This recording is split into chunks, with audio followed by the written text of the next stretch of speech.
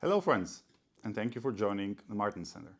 My name is Dimitar Lilkov and I'll be moderating today's debate devoted to artificial intelligence. AI has been one of the big key topics here in Brussels, and I'm really happy that the Martin Center has contributed positively with our publications, with our events on the debate on AI, not only in Brussels, but also with our activities across EU member states. Now, it's been almost 2 years since the European Commission forwarded its proposal on AI, and we've seen a lot of progress in the last almost 2 years from the different institutional stakeholders. The Council has recently adopted its position on AI, and we're also seeing that the European Parliament is also making progress, and hopefully we'll soon see the act voted in plenary. That being said, there's a number of key issues which still remain unresolved, and in our today's event, we exactly want to focus on this. Which are the final points of friction potentially, and which are the final challenges before the final adoption of the AI Act? This event has been organized in cooperation with Microsoft. Thank you very much for joining us. Should you have any questions, ideas, or comments, this is a live event, of course, send them through Twitter, YouTube, and we'll try to address them in the final section of this event. I'm really happy that today we're joined by a number of really good experts dealing with this topic from different angles. We're joined by Matteo Quattrocchi, who's Director for Policy for Europe, Middle East, and Africa at the BSA, the Software Alliance, which is the global voice, the leading advocate for the global software industry. Matteo, thanks so much for joining us. Thank you for having me. Also, thank you for joining us on short notice. Unfortunately, Cornelia Cutter, who's one of the leading experts on AI from Microsoft and Director for Global Affairs, couldn't join us for today's event. So again, Matteo, thanks for jumping in.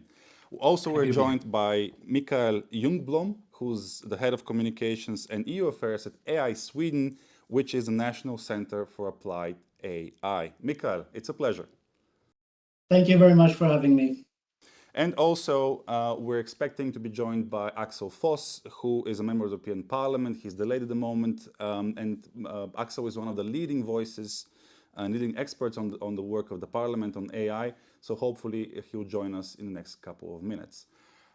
Let's get right into it. And Matteo, maybe you can kick us off on what's happening with the AI Act, and are we actually close to the finish line? And do you see any final problems with the draft regulation? It has been a big effort, and I think we initially have to commend all the policymakers that have been working really hard on this. It's been 2 years, you're right, but it's an extremely big piece of legislation. It's very complex. It tries to tackle a very important issue for today's policy. AI is a horizontal technology. So as we looked at the proposal, we all were a bit taken aback by the monumental effort it took the Commission and eventually took the Parliament and the member states to go through it. As you correctly said, the member states have reached a general approach, so we do have a position from the member states. And at the same time, we know the Parliament is moving fast towards achieving their proposal and eventually getting into the trilogue negotiations. As far as we are concerned, we are a bit traditionally very supportive of legislation in the field of AI, and throughout the work that led to the proposal, we were very supportive of a risk-based approach, and we were very happy to see that reflected in the original Commission proposal. We definitely had a number of considerations and recommendations. Some of them we actually saw well reflected in the final work of the Council when it came to fine-tuning of the definition of AI that is much closer to the internationally agreed definition of AI, similar to the OECD one.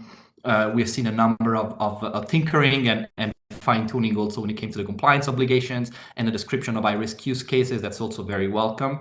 I have to say we looked with quite big concern at the conversations on general purpose AI, and I'm pretty sure we're going to go into more detail there at a later stage. And we were part of a coalition of trade associations that expressed those concerns in September, especially in the language that was coming out of the Council. Obviously, it's a bit hard to comment right now when it comes to the Parliament. I think everything is very much in flux. We'll probably hear from MEP Voss as he comes in. But definitely those items have been at the top of our minds when it came to the AI Act. So I think I can leave it there, and I'm very happy to go more in detail later. Follow-up, because you mentioned general purpose AI. Maybe you can walk our audience through what exactly do you imply by general purpose AI. This has been there's been a lot of debate on this, because we're talking about comprehensive artificial intelligence, which is not, dealing with only specific things, but it's all encompassing. So maybe tell us a bit more about general purpose AI and what do you see the issues there? Happily. You're very right in trying to frame it from a definition perspective, because it's actually been quite difficult to not conflate various different kinds of AI that are traditionally called general AI or general purpose AI. Traditionally, what our understanding has been of the member states' conversations and the European Parliament is general purpose AI is some kind of AI foundational model or a model that can be used in multiple use cases. I wouldn't call them simple, because it's very, very complicated to develop AI, but traditionally this would have been image recognition tools or natural language recognition tools. You can imagine that, for example, an AI that is able to recognize images can be used in multiple uses, and some of those could have fallen under the scope of the AI Act as high risk. The AI Act originally did not really provide of what would happen with general purpose. The structure of the AI Act would have put the responsibility for compliance with the Act itself on the entity that would decide the intended purpose of a specific AI system.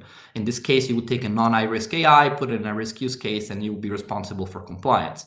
The Act also provided for some recommendations on encouragement on cooperation between the various actors on the AI value chain.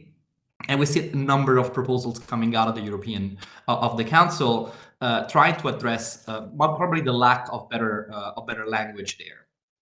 We saw also proposals that would essentially imply that general purpose AI tools, again, think of our image recognition AI, would have needed to be compliant with the AI Act in every possible high risk use case the moment it got into the market. And that was extremely concerning for us, because as you can imagine, an image recognition tool can be used, for example, in medical imagery, in banking, in employment, and a developer is not always going to be the entity that is best able to understand the risks associated with that. And because the compliance obligations of the AI Act are linked to risk, that was a very, very complex situation that we saw. So we're working, and I'm very happy to see one of the leading people we're working with, and we're very happy to listen to in working on the allocation of responsibilities along the AI value chain, and that's going to be a key aspect. And I'll be very happy, I think, to go more in detail there on some ideas, but that's generally how I would frame the issue right now.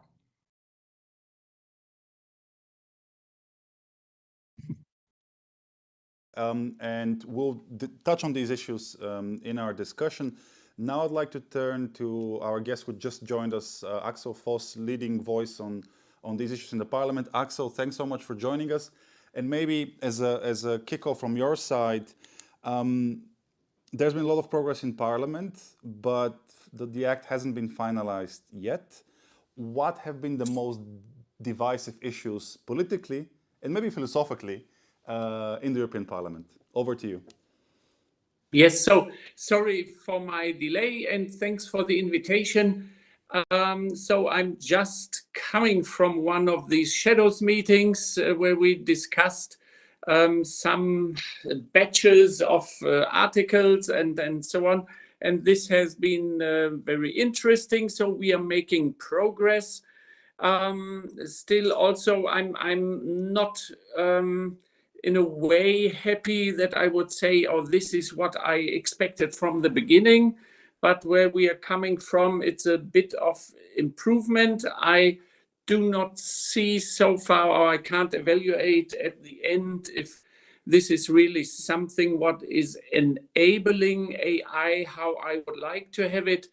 But so let's wait. There is still a plan and coming to an end, I think, in the next Strasbourg week. But even if this is not the case, the end of February might be the end of negotiations in the Parliament, and then we will vote in the committees and also in the plenary in April.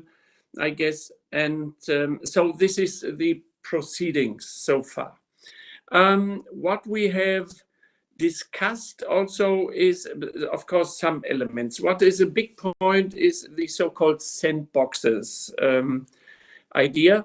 And here we find this extremely important, we as an EPP group or myself, extremely important that this is a kind of an enabler at the end for AI companies, so and developing, and also for companies, that we are making sure once if you're going to a sandbox that you also will come out of these exactly knowing if your AI system is a kind of a high risk system or not.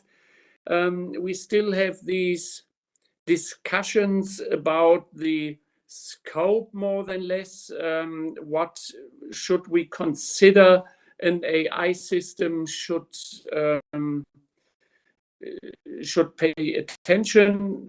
And here we are coming also to these elements, even fundamental rights in its wide version. I find this very too far going in a way as a product regulation, but probably it's necessary here also to come forward. But there are still some discussions going on how we can also make sure that AI systems are not to the disadvantage of democracy and the rule of law system.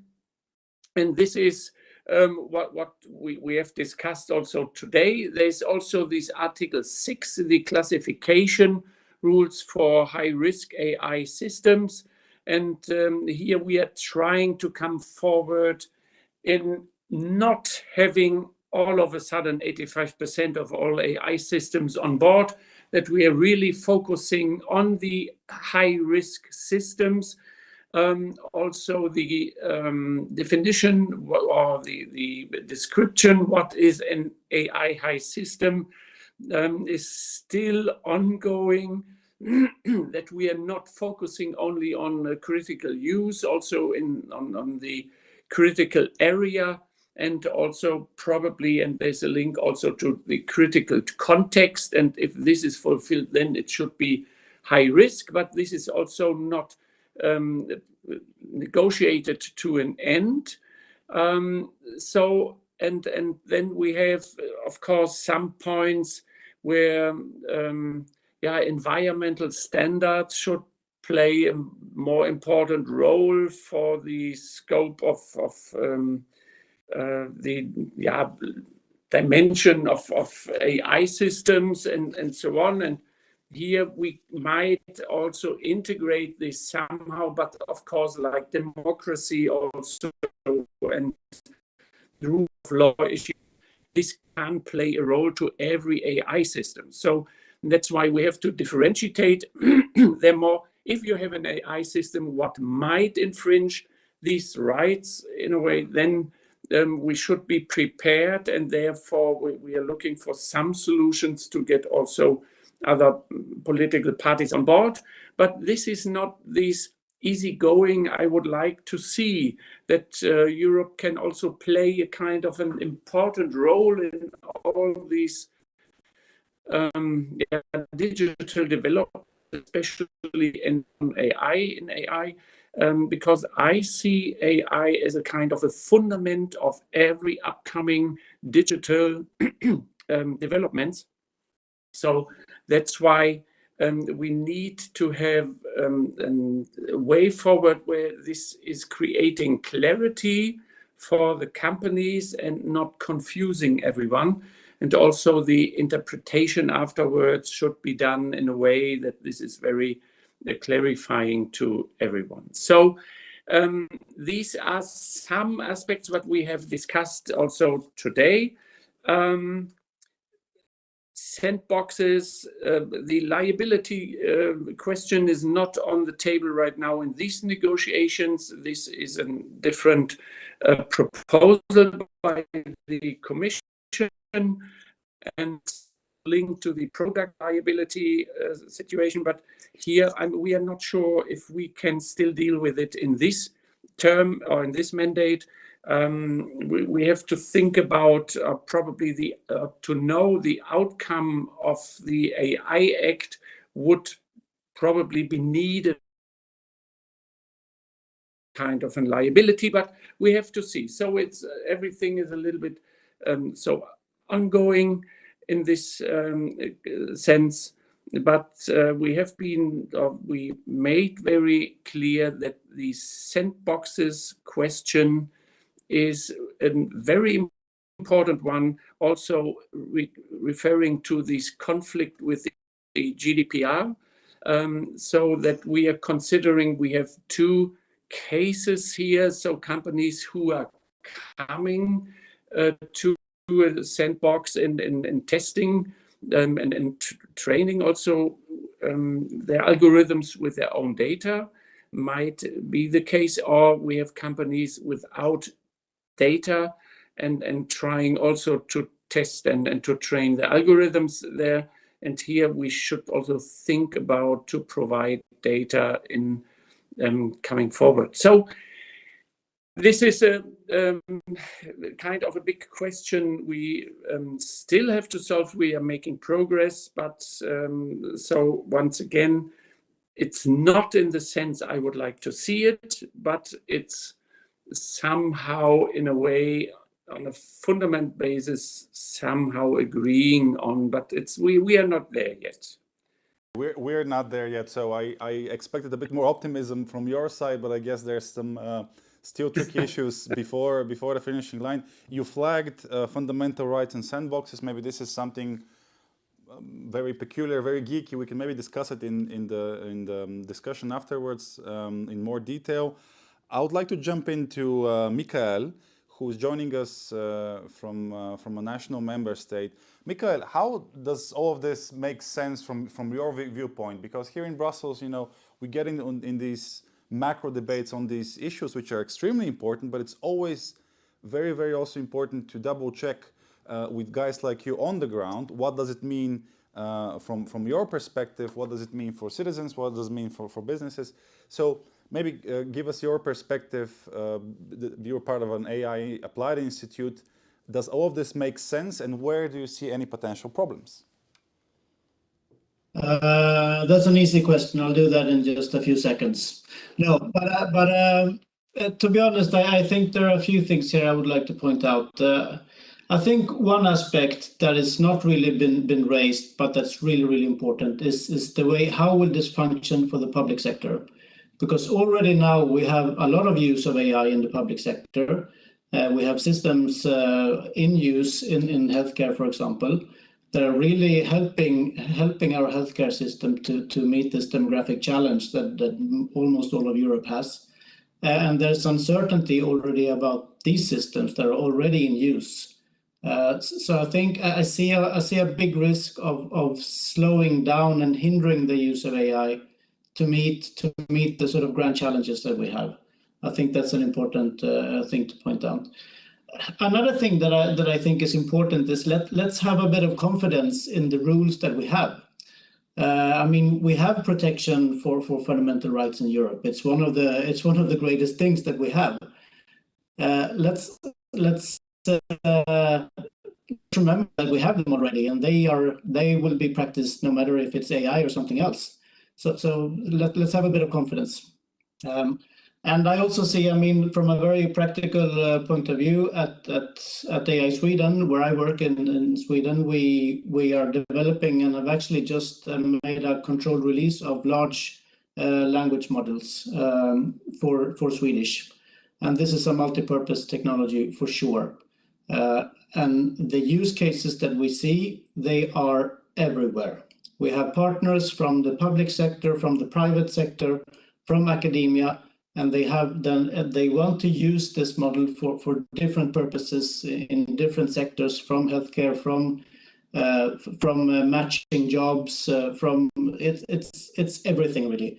So the idea that you could sort of regulate this from the start is really tricky. So that's a key message. I think if we want Europe to actually catch up with the US and China and others, and have a resource that is really strategic in Europe in terms of these foundational models, we need to be really careful here. This is a key point. So those are a few key aspects that I wanted to raise initially. This high risk classification and the whole risk pyramid for coming from the AI proposal, does this make sense? And how would you comment on this? Do you think that this proposal properly captures the potential use cases which might be risky and pose risks and problems for safety or well-being of users? Let me start in this end. I think we and the people we work with, which is basically all of Sweden involved in developing and using AI, we do not see all the use cases. So the idea that you could actually predict these in this very rapid development, I think that's a dangerous idea actually. And I mean, to take a very public example, we have ChatGPT was just published this fall. Already now we can expect OpenAI to publish the GPT-4, and let's see where that takes us. We have no idea. So I mean, everything is moving really fast. So we need to sort of move with the developments and have a flexibility in how we want to approach this. And the example of ChatGPT, by the way, is very interesting because I've heard some voices here in Brussels, people saying we need to regulate ChatGPT specifically, this should be part of the AI Act. But actually, I think ChatGPT is just the beginning of the story. We're going to be seeing many more applications like this, so we need to have a flexible enough framework which can handle these developments. Matteo, I'd like to turn to you with the same question from the industry, coming from the software industry. Does the high risk pyramid make sense for you? How do you see this developments? And maybe, a couple of words whether you think that this regulation is actually future-proof and can actually help us tackle the problems of tomorrow. I'll take even less time then. The concept of the AI Act made sense. I mean, the risk-based approach is really what truly every expert was asking the European Commission to focus on. And the pyramid, as you correctly describe it, it puts prohibited uses, and I'm sure that the Parliament is cases, and then a number of AI that would require transparency. And I think we actually could have some conversations there for some systems you mentioned. And then what would be traditionally considered low risk. I think through admission of the Commission themselves, the use of the words high risk probably was a bit of a misnomer, because you would attach that to something that almost is not desirable, which is definitely not the case. And I think we've heard from other panelists on that. So, but that's the nomenclature we have right now. It's quite hard to make it future-proof. I think it makes sense to think of some use cases, and I think it's the only way you can go about it, and trying to be as general as you can.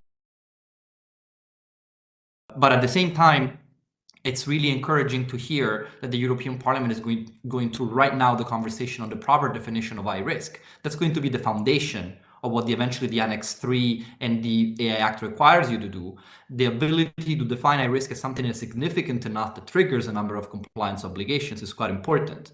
And one last point that is very, very, very important, and that Mikael has made, this does not happen in a vacuum. EU law applies to AI, and the AI Act is supposed to give you those technical compliance obligations that help give the additional requirements that already exist. When you think of employment and the principle of non-discrimination, it would be ridiculous to think that the EU doesn't apply that. Is it a problem of enforcement? Is it a problem of requiring additional technical requirements? That's what the AI Act should focus on, is to give, in specific use cases, in a risk-based approach, and we can go through the various articles for compliance obligations, those requirements that help address some of the concerns that are related to a specific concern, the non-discrimination principle, and related to AI. But at the end of the day, what you will have is the enforcement of a principle that already exists, and it should exist. So that is a really key aspect of the AI Act. And again, I'm really encouraged to hear from a number of policymakers that is the approach they're taking. And I think it's the approach the Commission was taking from the beginning. But again, as I mentioned, this is a monumental effort. It's a very big piece of legislation, so it's not easy to make it future-proof as things change. But I think it's all linked to the concept of high risk and how you modulate that.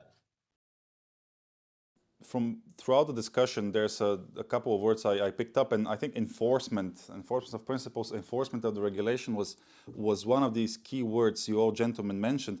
Axel, I'd like to turn to you, and maybe we can talk a lot about sandboxes and the specific technical issues, but maybe let's zoom out and imagine that the AI Act is actually implemented. How do you see enforcement potentially? We have so many different pieces of European legislation. The Council, by the way, recently in its general approach for AI actually signaled that it wants to see greater autonomy, and I quote, greater autonomy and strengthened governance architecture of the upcoming European Union AI board. So is it time for a pan-European agency which keeps track of all of these developments and actually pushes for the enforcement and implementation of, let's say, the AI Act? Yes, you're mentioning this totally right. So what we are thinking right now, of course, is about this governance structure, what is like the DMA, DSA, GDPR, always focusing on what they are asking for, like competition or like data protection and so on. And here now with the AI Act, and so that this is always a question of competition right now. And also I'm linking this always to the question how Europe will survive in the digital age. That's why there are some ideas in place. So at first, in the short run for the AI Act itself, but in the long run, we should think about if a kind of an EU agency is a kind of a good idea. I'm not a big fan of a new agency, but here in this regard, we need to make sure that our approaches, also with the governance structures, are all the time balanced. And so this you can assure better if you have all these governance structures coming together in one agency, that you have a kind of a very balanced approach that not only focusing on data protection, not only focusing on competition, it's also a question how we can combine and interlink these. And that's why this is an idea. This is what we can't do in this mandate any longer, but we should have this in mind for the next mandate. It's also the question about all these reporting standards. Of course, we have also to clarify this one at the end. But here now we have a lot of new legislation in place asking for this governance structure. And here, once again, this digital is somehow horizontal, has different interests integrated. And and we should also mirror these on this level of governance structure. So this is an idea, not very broadly known so far, and probably not very much embraced, but I think we should work on this. Okay. Mikhail, moving to you more or less with the same question about enforcement and governance structures. Do you see any bottlenecks when it comes to the implementation of the AI Act? And here I'm just imagining there's going to be many national bodies dealing with the AI Act. Do you think these national bodies will manage to cope when it comes to very practical angles, staffing issues, financial issues, even legal capacity to handle it and sufficient time to handle them? We saw how the GDPR, in a way, had lots of problems when it comes to data protection authorities on the ground. So, Mikhail, do you think that we're going to have a problem and bottlenecks in the implementation? I mean, let's see how the legislation turns out and how easy to grasp it is. Let's try to make it as easy to grasp as possible and as clear as possible, and that would probably go a bit of the way. So that's, I think, the first step. But then, of course, to implement legislation like this is tough. And I think one key aspect is we like to speak about talent, that we need talented people in Europe. And there's already a shortage of talented people in terms of AI. And to find the right people that have the sort of dual talents of understanding both AI and the area that they want to regulate, or that they want to sort of make sure that are compliant, that's going to be very difficult, and probably it's gonna require a massive educational effort. So that's something that we should start to speak about already now. How do we both find and educate these people who are supposed to do these do the work at the authorities in the member states? My worry here is that we're piling more and more questions and concerns compared to the questions and concerns we already solved in the last year or two. But hopefully this is just the final push before actually seeing the whole thing opening up. Matteo, over to you. First of all, maybe you can pick up on the points we discussed right now, if you want to comment, of course. And secondly, again, talking about the successful implementation of the AI Act, what's the role of standardization and harmonized rules here? Do we have the proper technical framework, and is Europe going to be able to set the proper technical standards when it comes to AI? I think we can actually link them, because I can start from Mikael's point. The issue of resources applies to standardization bodies too.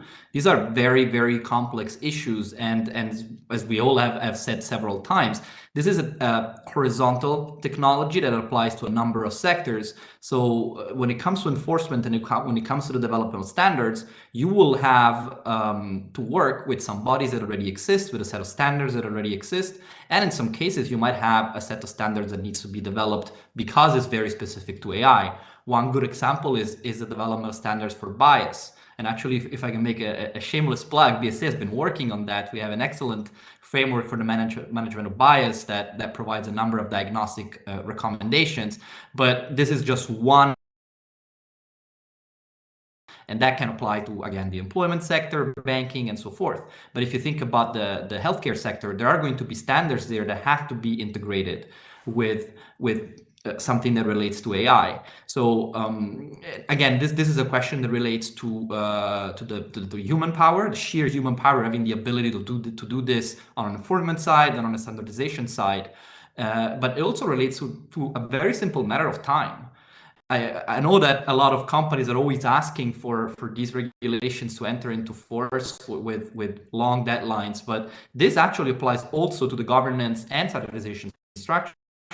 These are things that will need a lot of time, because again, this is a new field, an ancient technology on many aspects, and it would make a lot of sense to make sure that both companies are able to understand what they're being asked to comply with, and at the same time that the enforcement structures can be set up in time, and the standardization bodies have the time to go through very, very, very complex issues. And the very important point that is always overarching here is the effort you have to make at the international level, because these standards are not just being developed in Europe, and it's quite important to reflect European principles, European law, and European standards, quite literally, but at the same time, they need to be interoperable with like-minded partners. And we're very, very encouraged to see this work happening already at the beginning in the TTC, and we would very much hope that there is a strong impetus coming out of the AI Act to continue in this field, not just with the United States, but also with other like-minded partners. Perfect. We have received a couple of questions from the audience, so I'll just lay it out there for our panelists, and we can pick up on them. So we have two questions for now, both of them anonymous. Question number one is, what is the EU doing to help encourage strong AI champions? How are we supporting European champions as an alternative to open AI in the USA, for example? This is question number two. And the second question is on ChatGPT. Again, anonymous question, what are we going to do with ChatGPT? Mikael, do you want to take the floor one of these questions? Maybe I think probably Axel should say something about how we foster European champions. But if I answer the somewhat vague question what we should do with ChatGPT. I think we should learn a lot, and we should see how we can use it. But we should also be aware that this is a product from an American company building on a technology that also Europe is in need of. So we need to develop our own efforts in this field. This is a key point from my side. Axel, yes, I guess this question about European champions and how are we going to help and encourage and promote European AI companies, I guess this question naturally goes to you. What do you think? Yeah, I hope I'm not sounding too depressive on this. I can't see so far a kind of a real strategy of the European Union. Yes, there is the communication outside, and yes, we have also in the AIDA report filed some ideas how to come forward. But so far, I do not see any possibilities of strategies in coming forward and putting everything together, that we have a wonderful idea, or with that we are setting priorities, or that we are also trying to foster or to enable a kind of a European champion here. So this is more kind of a frustrating thing. I do not see a kind of a strategy in putting one legal instrument after the other on the table. So this needs more. This needs a kind of a mind changing. This needs also the mindset changing in the national dimension, that we are coming here only forward with joint forces and European projects. I can't see this so far in a different way. But of course, we have a lot if we are coming in such a way forward that we have programs also in this Horizon Europe and the research programs, that we are focusing on some elements that we can do here something. But as long as our member states are just thinking about national AI strategies, I can't see really a wonderful step forward. This is needed. If we would like to play still a role, I think still we need also priorities. AI should be a priority because this is so fundamental.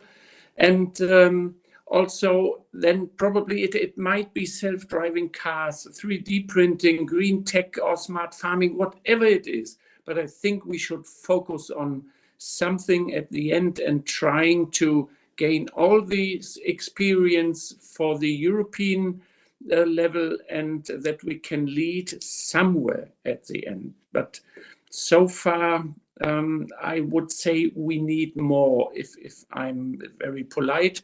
We need a lot of more ambition and more money, and probably then infrastructure and skills, and all these questions are on the table. And I do not see someone who is really bringing this into life.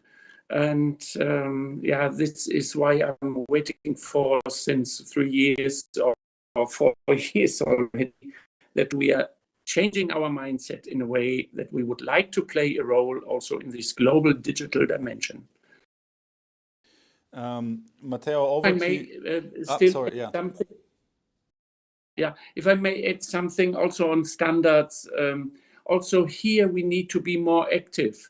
It doesn't help if everyone is saying, yes, we are doing here already something. Also the TTC, what was mentioned, it's a good start, but we need to be more active here because of all the developments are so fast that we need more of the standardization from a Western point of view. And we need also more, and I don't know who said this, it shouldn't be only at the end, probably the US and the EU, also Canada, let's say New Zealand, Australia, and whatever it is, what is supporting a democracy and a rule of law state. And therefore we need some value-linked standards, what everyone then knows what it is about. And then we might come forward also in implementing all our safeguards in it and so on. So this would be my kind of vision. I would say we need to be more ambitious, we need a strategy, and we need to also enable what is already existing in a way that this is future orientated. Yeah, the point about proactivity in standards is extremely important, given the fact that the Chinese are already dominating so many international bodies when it comes to standards, for example, also the International Telecommunications Union. So while we talk about these issues, the Chinese are actively making progress on them. I saw that Michael wanted to make a comment before I give the floor to Matteo to pick his brain on ChatGPT. Great, thank you. No, I think it's an excellent point that you make, Axel. We need to learn also from the best around. That those are countries that share our values. So I think Canada is an amazing example, and I think we need a mindset also that we can learn from others, that we don't have to reinvent everything on our own, but that we can have really strong collaborations with like-minded countries that are really, really far in this aspect. And I think, again, Canada is a great example. So thank you for that. Thanks for the comment. Matteo, you're part of a huge industry. I'm sure it's lots of updates, lots of talk. How does your industry see ChatGPT? Should we be concerned? I don't know that I can speak for how the industry sees ChatGPT. It's certainly a very, very exciting development. One thing that I would say at the outset, that I certainly hope that EU legislation is not designed to respond to one specific company or one specific use case of AI. ChatGPT is cutting edge. There are a number of things that it does better than other things were done before. I mean, you can imagine of content generation, I think, is by far and large the one that everybody's amazed by. But I think it's key to make sure that the AI Act gives you that framework where you can address those concerns that are related to high risk. And maybe there are risks that we didn't think about, and those are very meritorious to discuss.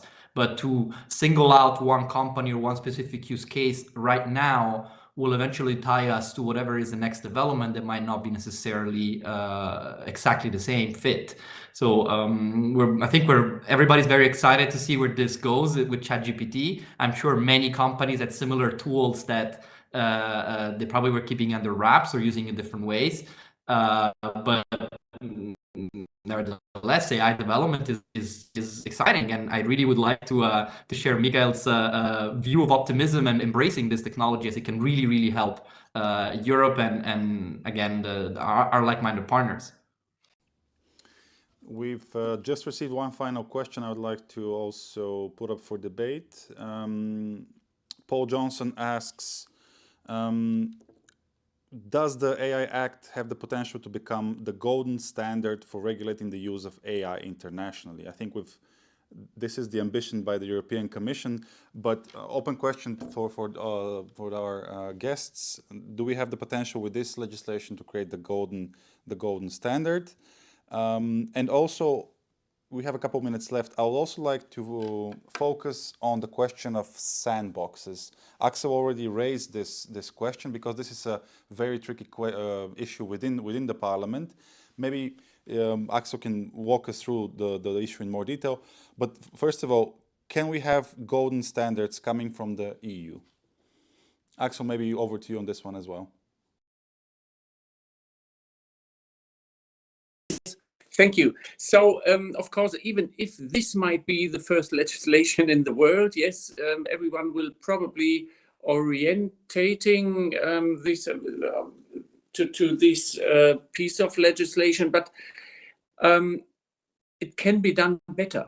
So if you really would like to support AI at the end, and you would like to play a better role in it, then I think you can balance these really better. It's like how I'm seeing the GDPR. yes, it has been a kind of a golden standard, but if you're not training or updating the GDPR, then it's becoming more a kind of a Bronx standard. So that's why we have to be careful. We need to be modernizing. We have to modernize everything also because of these new developments. So it might be for kind of a logical second, a kind of a golden standard, but then I would really recommend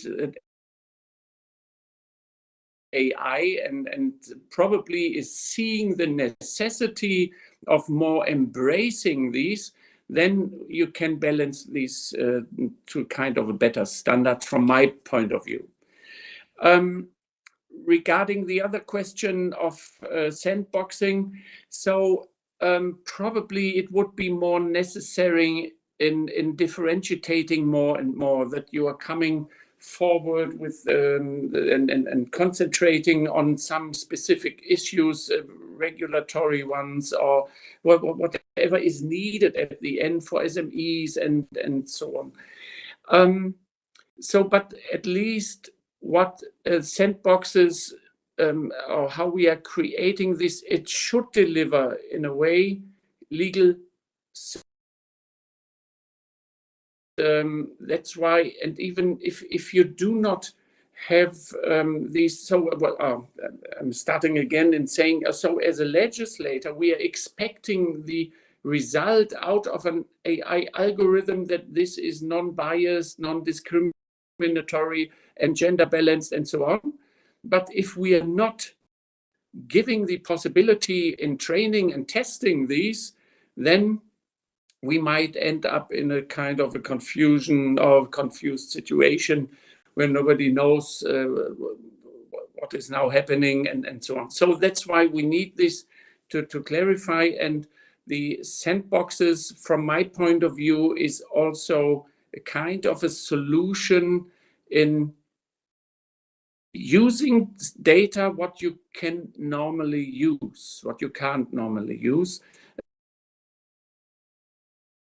So that's why we need to also give the opportunity to everyone who is creative and is creating a kind of a very good new business AI system model.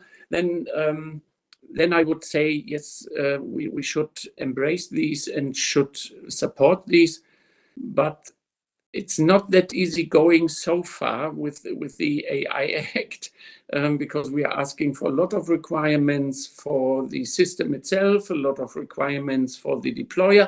It might be okay at the end if we are coming to high risk AI, but then the definition, of course, has to be correct. Thank you for this. Matteo, would you like to comment on sandboxes or maybe focus on some issue you would like to highlight before we close? I mean, sandboxes are always welcome. I mean, the ability for you to understand, especially from the compliance perspective, what you need to do, whether you're high risk or not, I think that would be extremely welcome. And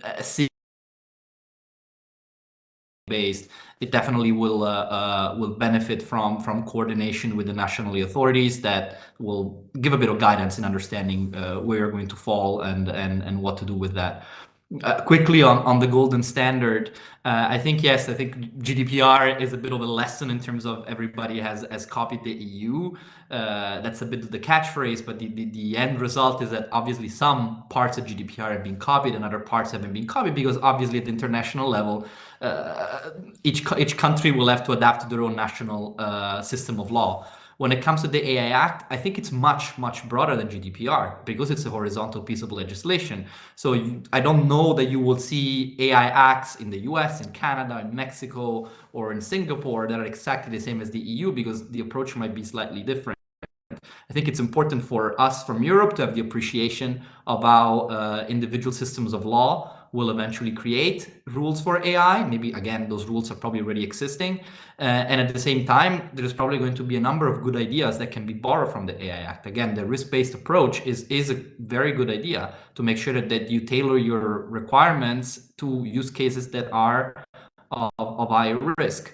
So I'm hopeful that that's going to be the case, but it's such a big piece of legislation that I don't think there is any expectation that it's going to be largely copied and pasted into other different systems of law. And last but not least, Mikael, sandboxes in Sweden. Is there interest? Does it make sense for the future? I mean, yeah, anything that helps. I think I would actually like to comment on the golden standard as well. Okay. I think we can also turn the perspectives around and also, again, learn from what others are doing. I mean, in the US, they just released a new paper on how to safely sort of make a standards for the use of AI. The UK published something this summer as well on how their approach for not regulating at the first step, but looking at AI and what guidance they want to give and how they use their authority evaluations down to state authorities that are actually working in a specific area. I think we can learn a lot also from others, and let's not always think that they will learn from us, but that it's mutual. Maybe being a bit more not that arrogant internationally and be open to other experiences. Okay, that's a great takeaway. Axel, final question goes to you. Maybe just give us an insight. How does it look from your perspective? Are we going to see the file being voted in plenary before the summer? Are you optimistic? And maybe the political dynamic there?